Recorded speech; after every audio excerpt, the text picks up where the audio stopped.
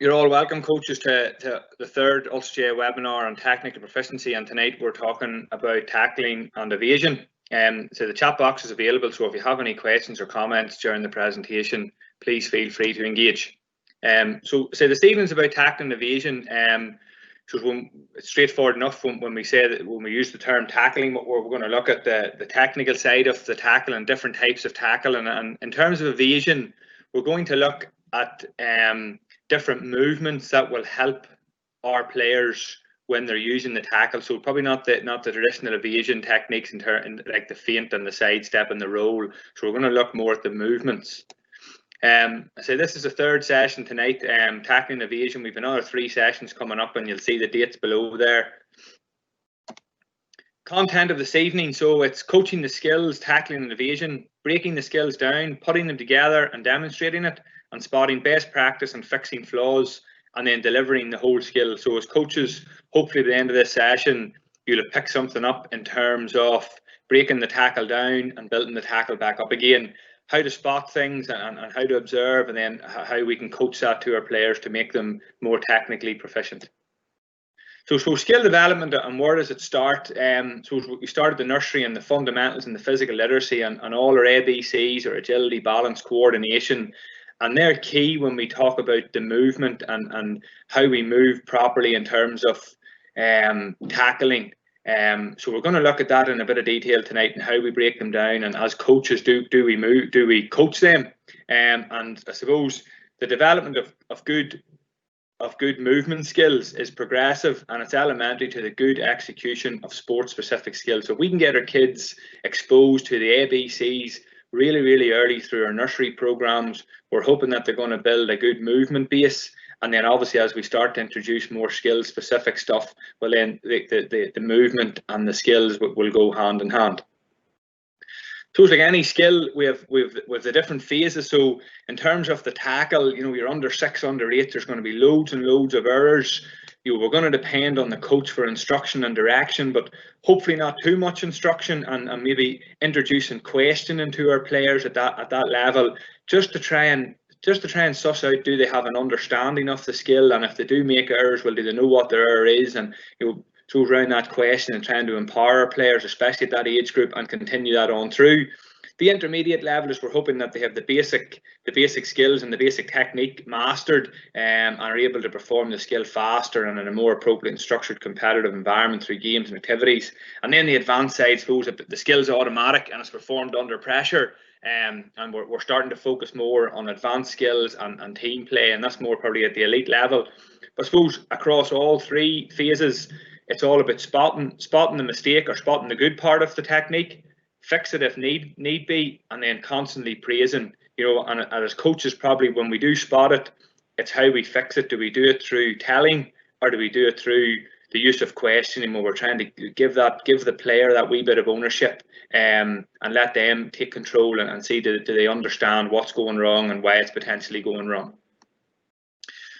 Sport skills are taught best when the coach knows the observable components of the skills. Also, as a coach, that's paramount, that we all know how what the skill is, how to coach it, how to build it up, and how to break it down. Spot coachable moments, which is key. It's that moment in a game or an activity where maybe something goes wrong. We have that split second maybe to stop it and then get in and then try and fix it. Give feedback about the skill performance, be it positive or negative. Instruct how to improve or modify the bit of the skill that needs correction, and then teach one component of the more difficult skills at a time, and probably more importantly, let them play, be it at any level. So let them have a go and play. And then the idea model in terms of developing or delivering a skill: introduce the skill, demonstrate it, execute it, and then attend to it in terms of providing our feedback. So skill development and activities for a purpose. When we look at the tackle, what are you trying to achieve from this drill or this activity, and is it achieving this? So if you're doing a tackling activity, are you focusing on purely the technical aspect of it, or are you maybe trying to increase the contact or increase the intensity level? So have a purpose as to why you're doing that activity in every session or in any skill. Probably very important one: do the players understand what you're trying to achieve? So through questioning again, we're gaining that understanding from the players. Do they know what we're looking for? How do you adjust the drill to make it harder or easier? So using the stepper principle. And then how do you communicate with the group? So again, are you a telling coach where you're giving loads of instruction, or are you more of a questioning coach where you're creating that environment in training where you're letting the players go through the activity, and then we're asking sort of those open, probing questions to check for understanding, or to create that environment where we're allowing the players to make the decisions for themselves, which is ultimately what we want to happen on game day. So just in the chat box there, if you could write in what movements are needed for an effective tackle. I'll just give you 20 or 30 seconds there. If you can put in the chat box what movements are needed for an effective tackle.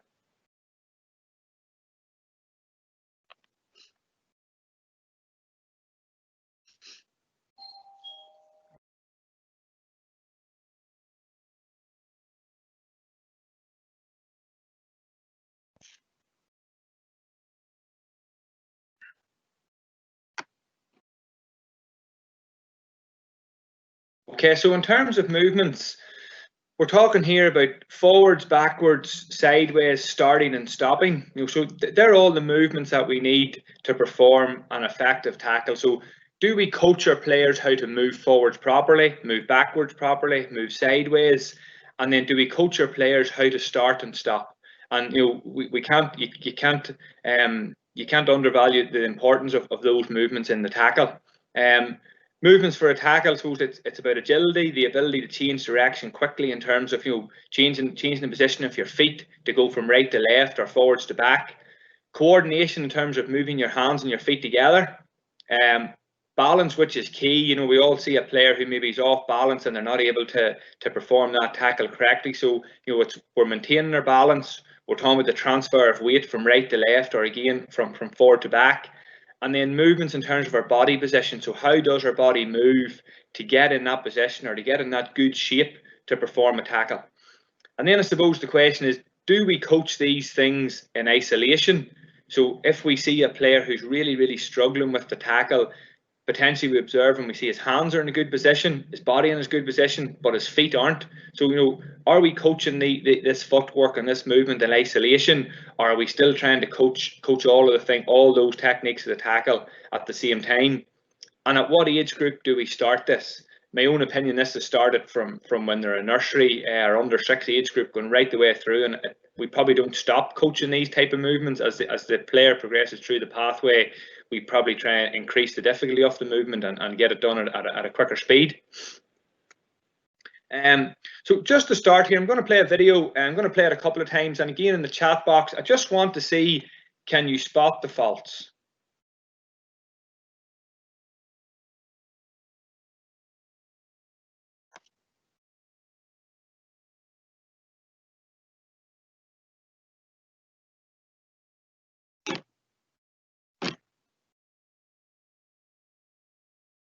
So I'm just going to run this again, and I just want to see, can you spot the faults?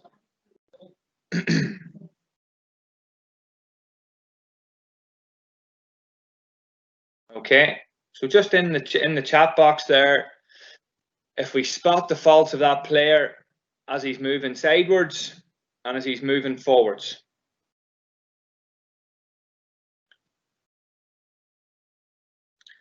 So suppose if we go through the video here and you look at the faults, the player's, he's maybe jumping across the first set of cones there, he's taking large steps, which probably isn't great if you're trying to get your body in position.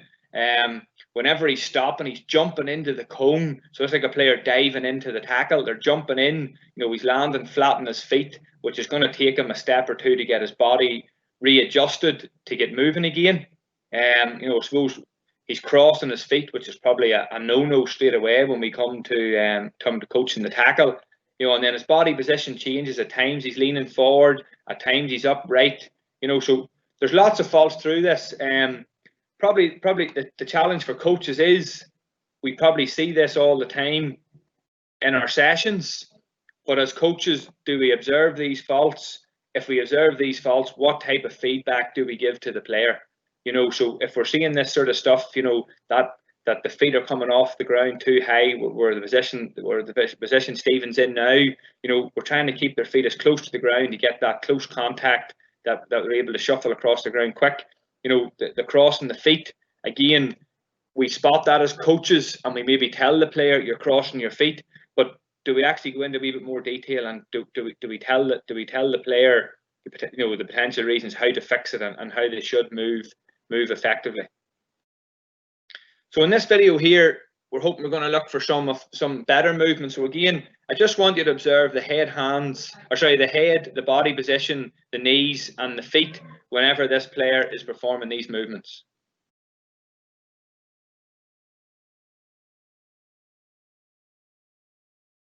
So again, this will just loop through a couple of times, and can we see the difference between the first video and the second video in terms of our sideways movement, our forwards movement, our foot position, our body position.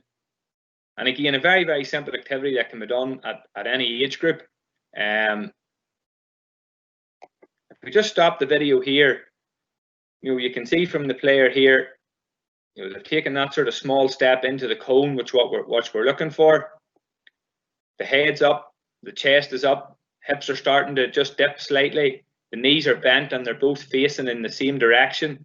The feet are both pointing forward. He's in that staggered stance with the back foot, which is slightly off the grass, and it's allowing him just to push off and then start to shuffle across. Whenever he's shuffling across, his feet are going sideways. They're staying close to the grass. So to me, this would be a very good example of that sort of sideways and forwards, or the forward and lateral movement that we should be coaching with our players. But again, it's putting our players in these wee situations or these wee activities, maybe through warm-ups, and doing our coaching with this sort of stuff through our warm-up. So, you know, as coaches, we've all done it. We set up the warm-up, we set up the small games or the small activities where the cones are round. We blow the whistle, we ask the players to jog in and out through the cones, potentially touch a cone. But to me, there's loads and loads of coaching interventions can be done through activities like that, where, you know, we're asking the players to touch the cone, then push off. But are we looking at the player's body position? Are we looking at the player's feet? Are they taking a short step into the cone? Are they taking a long step into the cone? What are they doing when they get out of the cone? How are they getting away from the cone? Are they pushing off from the back foot or the front foot? You know, so I think there's lots of things we can observe through activities like this. But as coaches, are we really digging down and coaching through it then?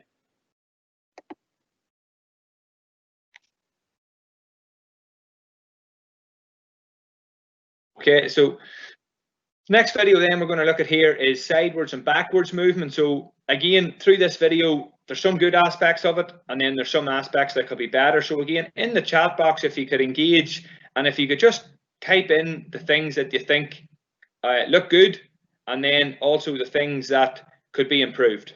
And again, this will play just on a loop.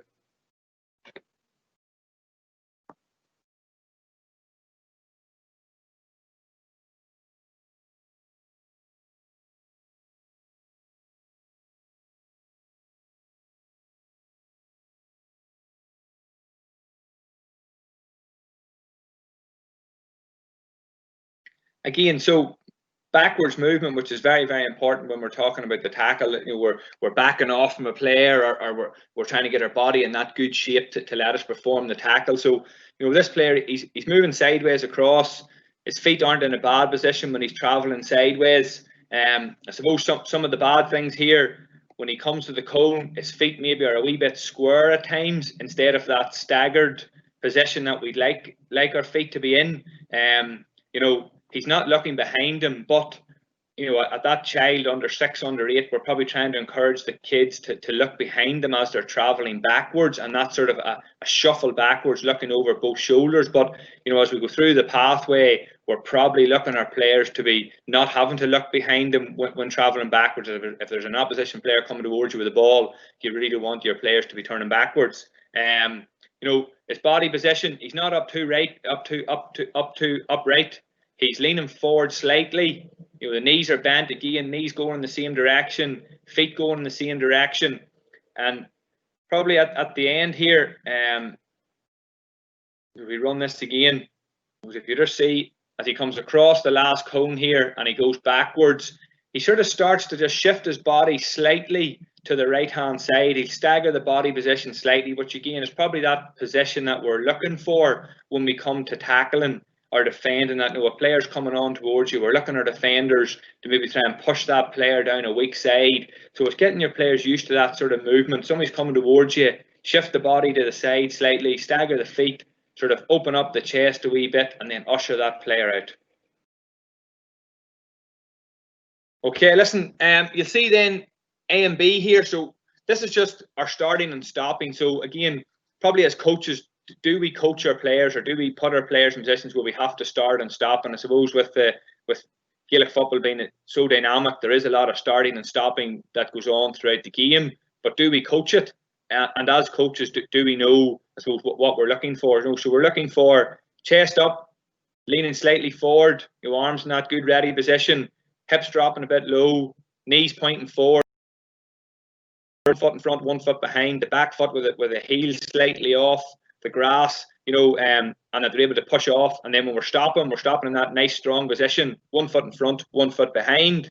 Again, slightly bent forward, hips low. That again, you're in that good position that you can either change the foot to shift right or left if required. So if you just look at the videos here, and if you can compare just and go into the chat box, player A or player B, what you would like your player to look like when moving forward, starting and stopping.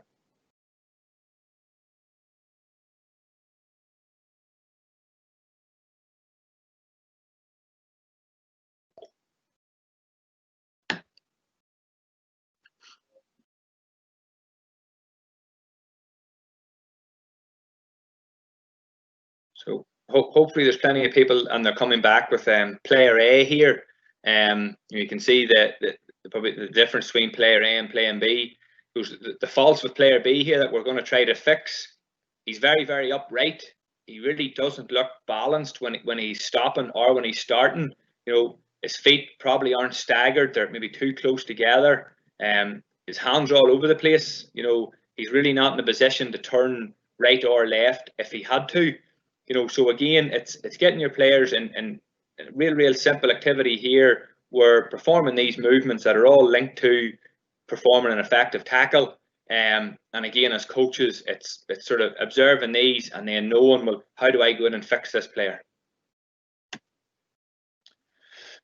Okay, so tackling. In terms of the tackle, to dispossess or win the ball back from the opposition player, or to stop or prevent the player going to where they want to go. So when you talk about tackling, you may be trying to explain to your team, why do we tackle? What do we want to do when we're tackling? So we're trying to keep it really simple. We want to dispossess or win the ball back from the opposition player.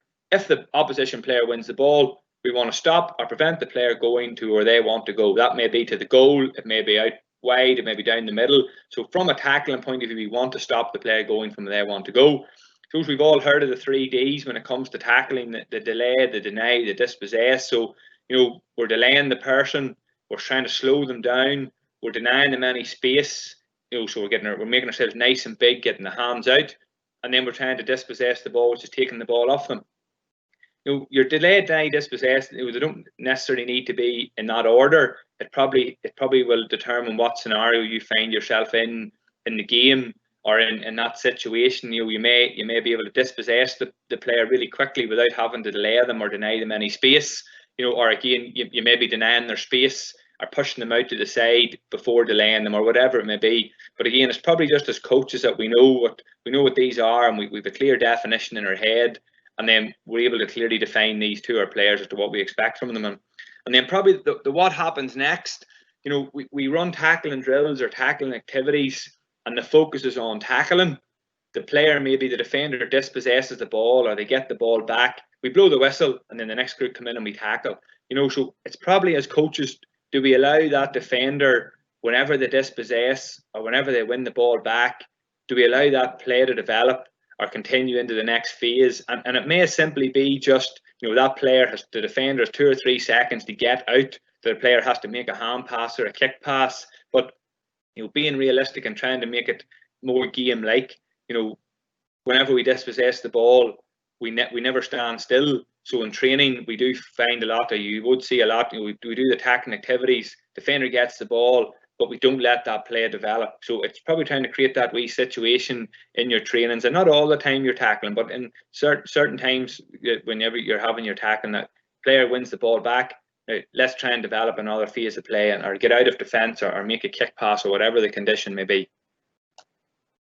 So just in the chat box there, if you could type in, what are the different types of tackles in our game?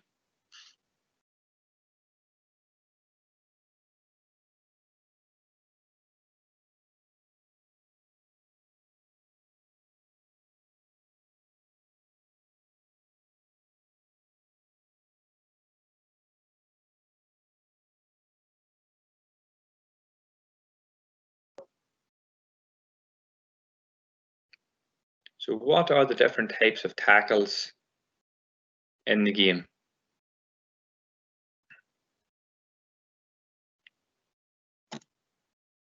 Okay, so we have the shadow tackle, or the shadowing movement. It may not be classed as a tackle because there's no actual contact maybe in a shadow tackle.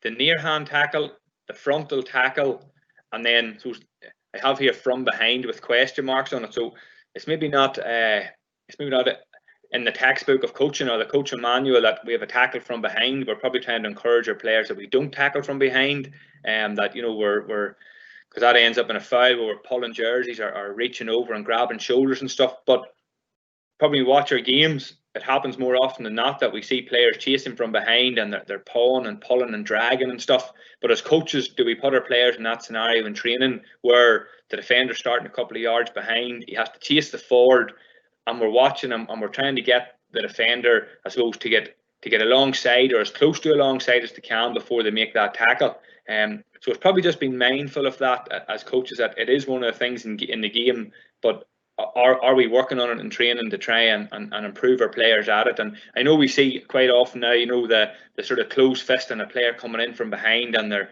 punching the ball out of a player's hand. The likes of Kieran Kilkenny is excellent at it.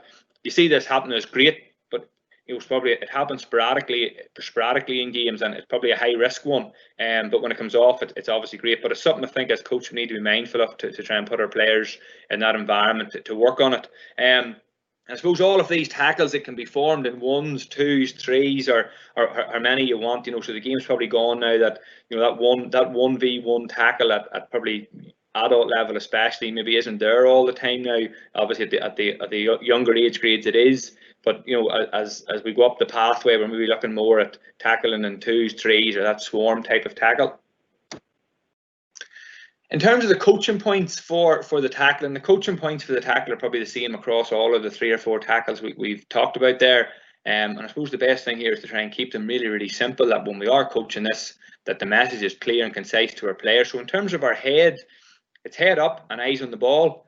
Again, there are people who you talk to in the tackle, and they'll talk maybe eyes looking at the man, or eyes looking at the midriff of the player, or whatever. To me, it is always eyes on the ball. In terms of our hands, so we're looking big hands. So when we're trying to shadow a player out, or we're trying to push a player out to another space, it's making yourself big and getting yourself wide. Having quick hands to try and get in and dispossess the ball, and always hands towards the ball. And I suppose, yes, there can be contact made with the body, and you'll see that more at adult level. But we're looking at the child and the youth and stuff, and trying to perfect technique here. I think the message should be, it's always hands towards the ball. We're always trying to make that good, clean contact with the ball. In terms of our body position and our shape, so we look at how do you want your player to look when they're tackling, or how do we coach them? So we're looking at that good shape when you're trying to perform the tackle. So it's their chest up, make them nice and big, that they can use their chest as a point of contact. They're leaning forward slightly, so that they're creating that balance and have that center of gravity. You don't want them leaning too forward, that they go too forward in their toes. But alternatively, that upright stance, if they have to try and change quickly or move right and left, it will be difficult. Your low hips, so the hips are down nice and low, and our knees bent, that we're able to sort of shift side to side, or turn right or left, or pivot, or whatever we have to do. From our feet position, then, I suppose we want that staggered foot position. We don't want to see our players in that square stance. Again, the balance may not be great. It's a lot harder for them to turn right or left, or shift the weight. So we like that staggered position, 1 foot slightly in front, 1 foot slightly behind, with the back heel slightly off the floor. I heard it described before is that once you have enough space to slip a credit card underneath your heel, that's generally a nice wee reminder, a nice wee analogy sometimes to use to kids, that's how high the heel needs to be off the floor. And then so we're on the balls of the feet. So again, it's probably trying to, especially for kids, to get that right for them, that they're not up on their tippy toes, but again, they're not flat on their heels. I suppose all this then it leads into timing, patience, and anticipation. So when we coach the tackle, regardless of how good your technique is, you know, where your hand is, where your feet are, where your head are, if the timing's not right, you're probably not going to perfect the tackle. It's all about having patience when we're coaching the tackle, you know, so it's probably just waiting for that split second to get the hand in and being patient in terms of standing the player up, you know, moving them right, moving them left, always mindful that the player has to release the ball from their hand at some stage to, you know, hand pass, solo, kick, or whatever it is. And it's being patient just to wait for that, to get that timing right. And then that anticipation as, you know, do I take a step in front to try and get the ball? Do I take a step back? You know, so you're all, as when you're looking for that tackle, you're always anticipating, but trying to, you know, coaching the tackle and getting those, your time and patience and anticipation is probably something we need to be speaking to our players about in conjunction with, you know, where the head is, where the hands are, where the feet are. So we've just a couple of videos here of each of these tackles. So the first one's the shadow tackle. So again, I just want you to be mindful here of the head and the hands and the feet and the body position, and refer back to the last slide as you're watching this in terms of the coaching points.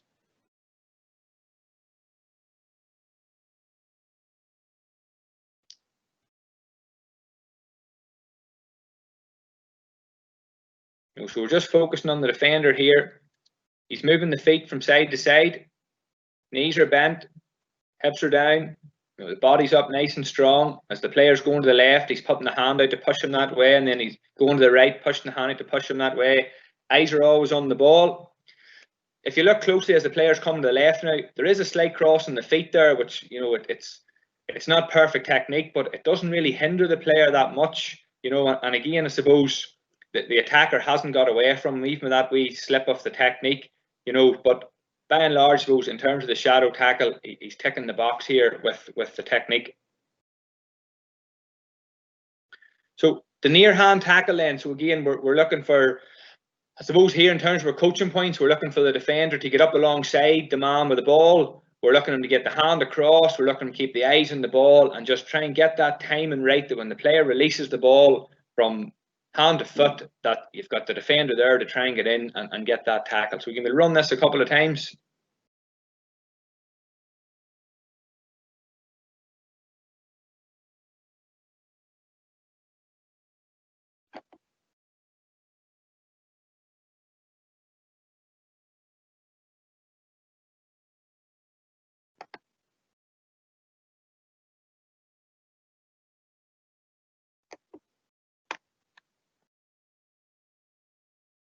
I'm just going to pause this here at a certain point if we can.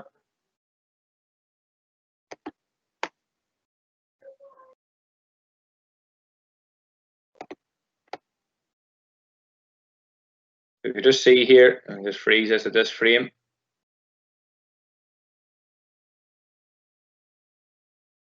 If you look at the defender here now, his eyes are on the ball. He's tried to step across. He's got his near hand in just to try and dispossess the ball away. Now, I suppose when we're looking at the tackle, we probably have to be thinking about and be mindful as a coach what age group you're working with. You know, so if we're working with their under 8s and we're starting to implement the near hand tackle, you know, something like this is perfect.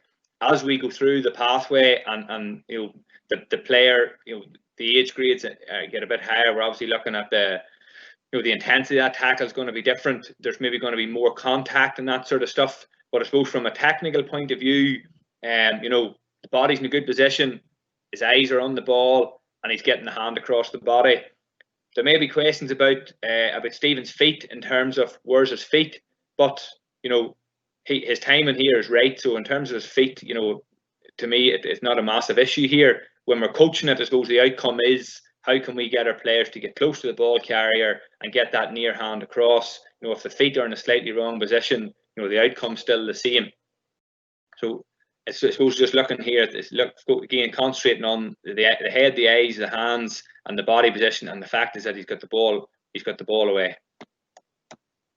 Okay, so again, we're moving on to the frontal tackle here. So in terms of the frontal tackle, I want you to look here and comment in the chat box about the pluses and negatives of this video. Again, it's by far from a perfect video, but as coaches, I think it's a good way to look and see, but can we spot what's going wrong here, and then how do we fix it? So on the first, we'll watch it through a couple of times, and I just want you to comment in about the defender's upper body.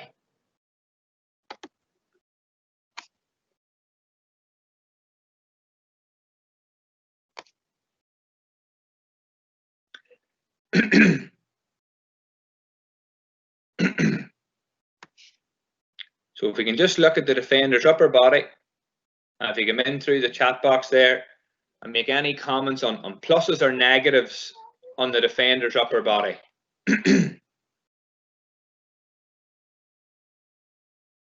Okay, so in terms of the upper body, the body's up nice and tall, eyes are on the ball, the hands are up in a good position just to try and dispossess the ball. Okay. If we then focus on the lower body, and if you could have some things in the chat box on the lower body.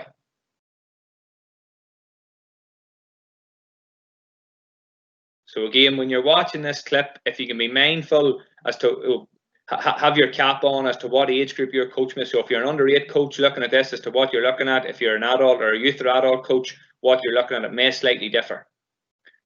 So in terms of the lower body, to me, there's lots of faults here and there's lots of room for improvement. He probably doesn't look overly balanced at any stage throughout. He's changing the position of his feet very regularly. They're probably too close together. He's probably up a wee bit too high for my liking. He could down a wee bit lower. And hopefully somebody has spotted the fault in the fact that he dispossesses the player at the wrong time. He has an opportunity when the player bounces the ball, he doesn't take it, so his timing's wrong.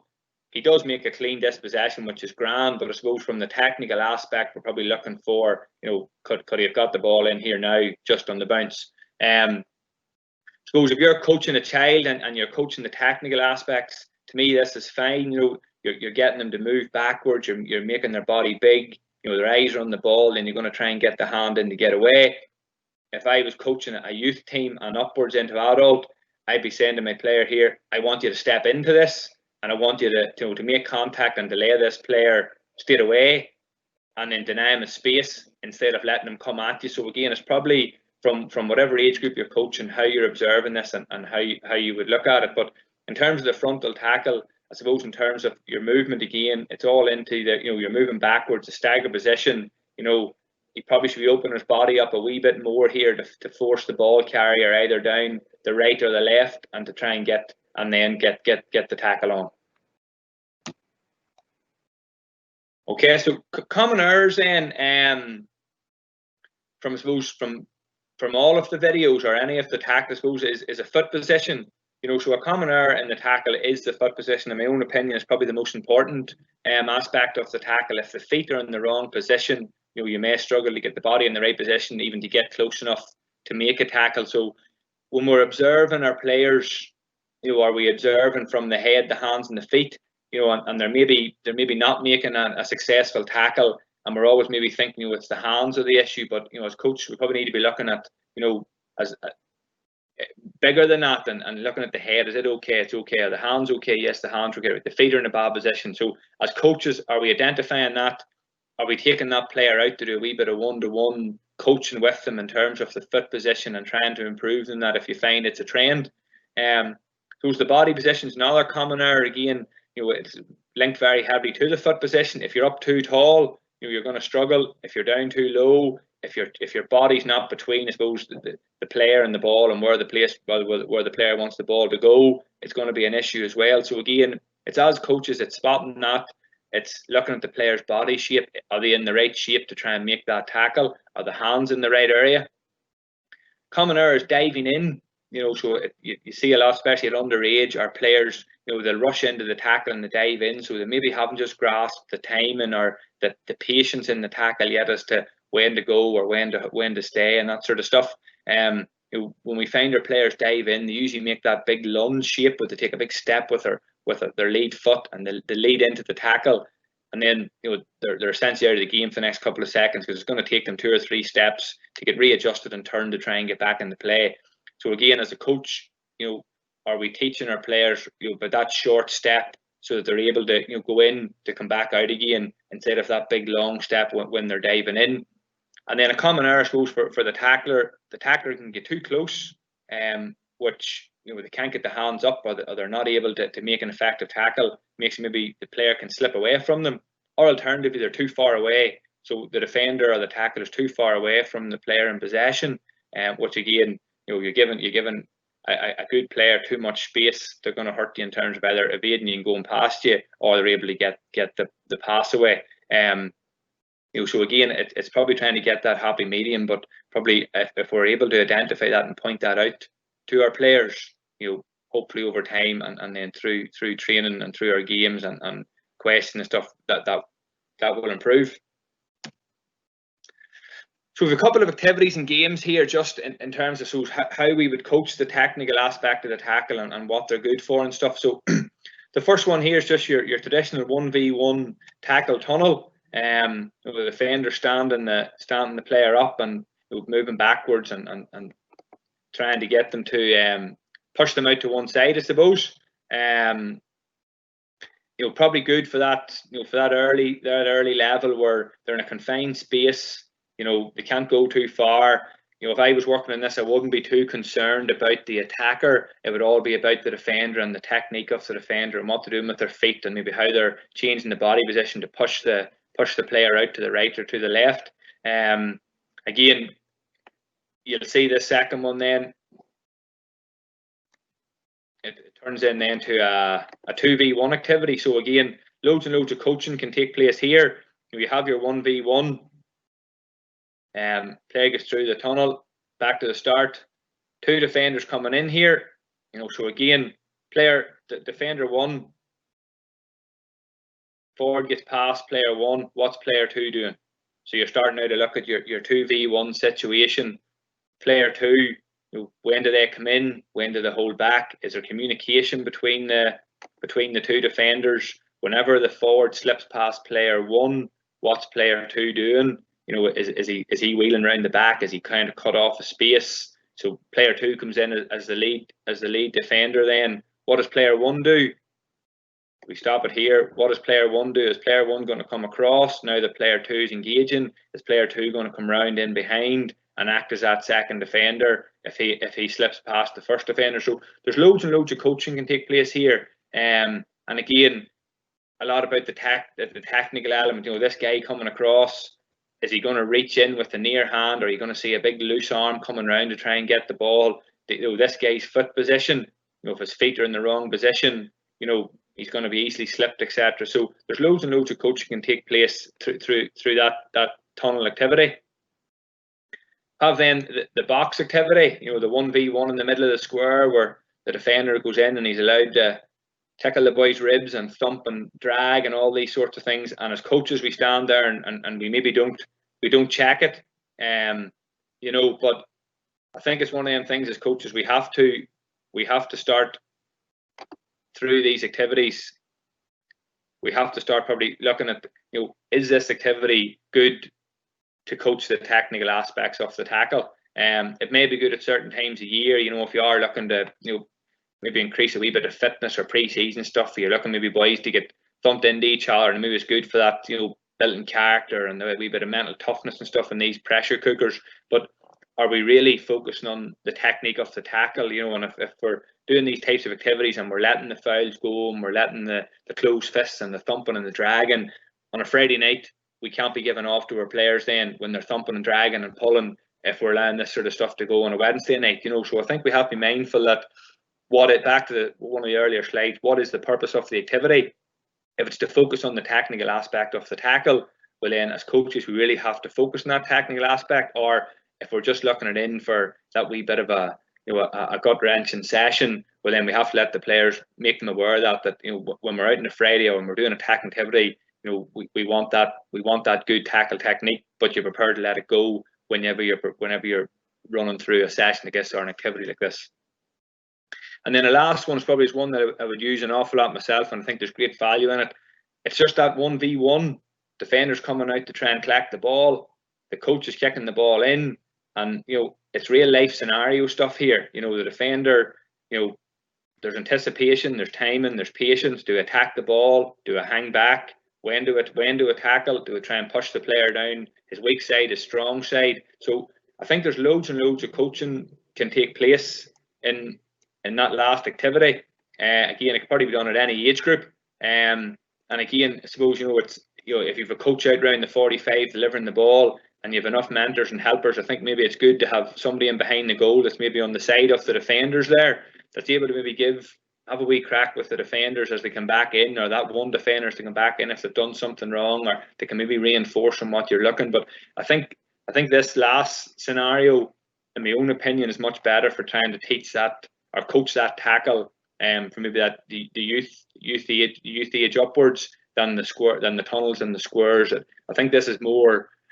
It's more game related, it's more real life, it's more, there's going to be slips and falls, and there's spaces where players can move into and that sort of stuff. So I think, in my own opinion, as a activity like this, as a coach, you'll see far more, and there's probably more learning takes place for the player. And again, it can be progressed on, whether there's a 2v1, a 2v2, a 3v3, wherever you want to go with it in terms of overloading it. Okay, so our takeaway messages here, I suppose. So it's the importance of being good at the technical aspects of the tackle. I suppose hopefully throughout this we've talked about the head, hands, the feet, the body position, our timing, our patience, our anticipation, all the things that will help our players become technically good at the tackle. And as coaches, us knowing what the coaching points are, us as coaching knowing how to build them up and break them down, and probably more importantly, knowing when to step in to do that wee bit of technical coaching. Our window of opportunity, I suppose, our fundamentals are 4 to 7 years, our learn to train then are 8 to 12 years, and probably the key times where we can embed our good movement skills, which then hopefully will embed our good technical skills. Keep your message simple and let them play. If it's not broke, don't fix it unless it's that fatal flaw. And I suppose with the All-Ireland semi-final coming up the weekend, I suppose if you take a look at Mick Fitzsimmons and Johnny Cooper and these boys, technically, are they going to look good every time they go to make a tackle? They're probably not. But I suppose as coaches, we maybe more look at the outcome. If our player dispossesses the ball, we'll praise that player, for making that dispossession or performing that turnover. We're probably not going to focus on their feet a whole pile, because we see, yeah, listen, that player's got the ball back, it's great, So I suppose we have to have a happy medium in terms of the technical aspect in comparison to what outcome we're looking. Errors are part of the learning process, so especially that child, that 8, 10, 12, there's going to be lots of mistakes in it. So it's probably just trying to, create that positive learning environment for them, that they know every week they're coming back, and you're highlighting the errors in a good way, but always give them that wee bit more that they can improve on. And then players might not remember what you said, but they will always remember how you made them feel. So a great quote, and it's probably something that we should all take away with us as coaches every time we go out onto the field. Just a couple of resources. The Ulster GA website, a lot of good coaching resources there at the minute. The Learning GA portal, excellent resources in it in terms of session planning and session content. And the Ulster GA YouTube channel, which has all these webinars and anything we've done, I suppose, from March on it, which there's lots of great content there at the minute. So a couple of resources for you there that you can go and look at in your own time. Thank you very much. And if there's any questions, Paul? Yeah, thanks, Gareth. That was a very detailed and informative session. Well done. So a few questions came in tonight, and a few questions came in over the course of the few days there. So the first question is, any ideas around how to help a coach these skills to kids? I suppose, Paul, in terms of the kids, is probably get the movements in place first. Have them confident at moving forwards, backwards, and sidewards. And then probably, my own opinion, be start with the shadow tackle, which is probably the easiest one, where they're just having to move forwards, back, sideways, try and stay at that maybe arm or half an arm length away from the ball carrier, and have them moving side to side. And I suppose there's a wee bit around anticipation and time in there. When to get the hand in and when not to get the hand in. And activity would do an awful lot with underages. Set up that activity, one with the ball, one without, and that sort of shadow tackle. And then on the coach's whistle, the defender has to try and get the hand in, and they've only got one chance to try and dispossess the ball. And you'll find that you'll see some of the kids they're too far away, and just by asking that question, do you think you're too far away, or could you move a wee bit closer? You find then maybe that they'll start to grasp it. Then that they're able to get that hand in. But I think probably just that that type of stuff, probably more the movement and the footwork, get it right, and then sort of that shadow tackle. But a lot of that sort of 1v1 and that sort of stuff. Okay, so just talk about maybe breaking the skill down. Some coaches talk about head, hands, and feet. So what would you introduce first regarding that session? I think probably there, Paul, the feet. I think if our feet aren't in the right position, it's going to be very difficult to perform the tackle, or it's going to be very difficult to get in a position to be able to make a tackle. So I think the feet there are key. If your feet in the wrong position, it probably doesn't make a difference what your hands are going to do. And I've seen a couple of times, I've tried it myself, where we get the players to put their hands behind their back, so you're taking the hands totally out of it and just getting the players to move their feet to try and get their body in the right position. It sort of probably promotes saying that you're getting the players to have to make contact with their chest or their shoulders. So probably to answer that, it would be the feet first. Okay, good stuff. When to know when to press and not to press without being simply taken out of the game?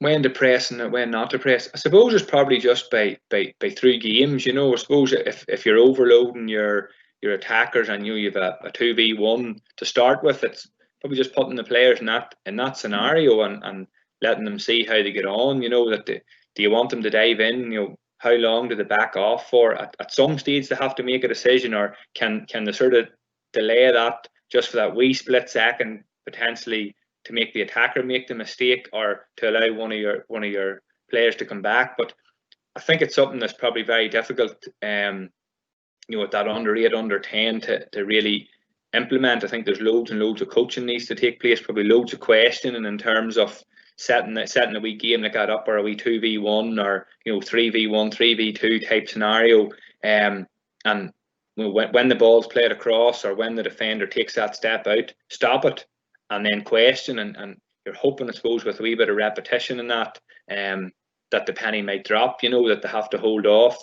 And again, probably as you go up through the pathway and up the age grades, it's probably just trying to similar type of activities, Paul, and probably just keep putting them in that environment to hopefully they learn. And I suppose as you go through, then if you implement that wee bit of video analysis, you can show back then to your players, so, well, listen, you stepped across too early here, or you pressed out too far, or you didn't press out at all, and it's probably through that way.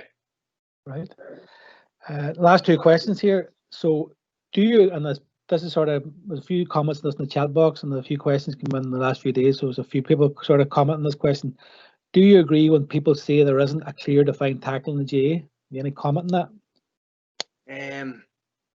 I suppose there probably is a clearly defined tackle, but it's probably down to interpretation. I suppose every referee will, they probably try and keep it as consistent as they can, but unfortunately, you could watch 2 games one after another, and you'll see different variations of what's a foul and what's not a foul. So I suppose that there probably is a clearly defined tackle, but a lot of it's down to interpretation. But I suppose as coaches, if we can coach our players the proper technique, if we can coach our players to try and get close, not make massive contact on the player, try and make contact on the ball, try and have our players timing right, that they're able to get their hand in on the ball whenever the player's releasing the ball to make a play.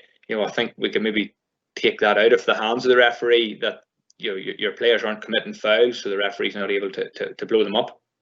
Right. Good stuff. And last question, any tips to stop young people diving in and fouling?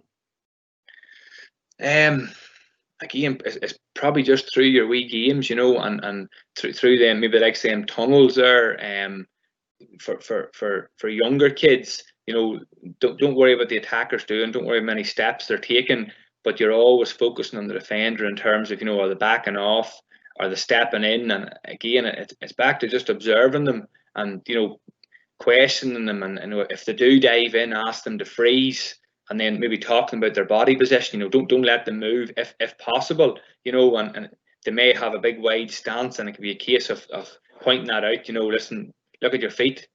Okay, what's wrong with your feet? Well, they're too wide. Where should your feet be? Well, they should be a wee bit closer. You know, so I think it's probably just through the likes of those tunnels at that underage, that sort of, you know, 8s and 10s age group. So if that's what the question was aimed at, that age group, but it's probably through those type of activities. But again, stopping it, questioning the player, you know, making the player aware of you know, well, you dived in here. Why did you dive in? You know, and again, breaking down those coaching points for them, tools in a simple way. And then I suppose whenever they do it right and they don't dive in one day, it's, you know, praising that player to the hilt and making them feel 10 foot tall. You know, and it goes back to that quote, to remember how they felt after they've done it, and you're hoping then that'll become the norm for them. Okay, that's brilliant, Gareth. We'll wrap up here now. So just thanks again yourself. That's really enjoyable session and really good answers to the questions there that came in. Just thanks everybody else for logging in and joining the presentation tonight. And as I mentioned earlier, this presentation will be available on the Ulster GAA YouTube in the next few days. And just keep an eye out we'll be running various webinars over the next few weeks and months. So just keep an eye out and log in again for those training events. So thanks very much, and I'll see you again